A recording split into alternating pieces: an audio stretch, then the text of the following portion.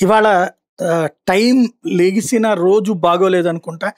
వరుసబెట్టి road ప్రమాదాలే. ఆంధ్రప్రదేశ్‌లో ఇది తెలంగాణలో జరిగినటువంటి రోడ్డు ప్రమాదంలో 20 మంది వరకు ప్రాణాలు కోల్పోతే, ఇప్పుడు మరొక రోడ్డు ప్రమాదం చోటు చేసుకుంది.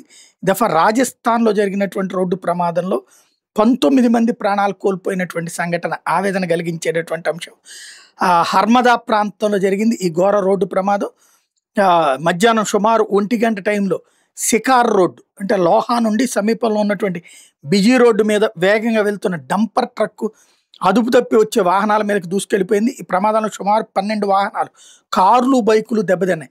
స్థానికులు కంటే ఈ దుర్ఘటనలో 10 స్థానికులతో పాటుగా వెహికల్స్లో ప్రయాణించే వాళ్ళు 10 మంది స్పాట్లోనే చనిపోయారు. మరికొందరు తీవ్ర గాయాలతో ఆసుపత్రిలో చికిత్స పొందుతున్నారు.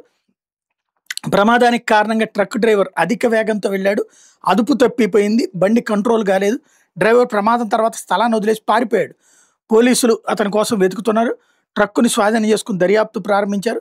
రెస్క్యూ ఆపరేషన్కి స్థానికులు సహాయం చేశారు. హర్మదా పోలీసుల అధికారులు అక్కడ ఉన్నటువంటి ప్రదేశం మొత్తం కూడా గాలిస్తున్నారు అతని కోసం కూడా.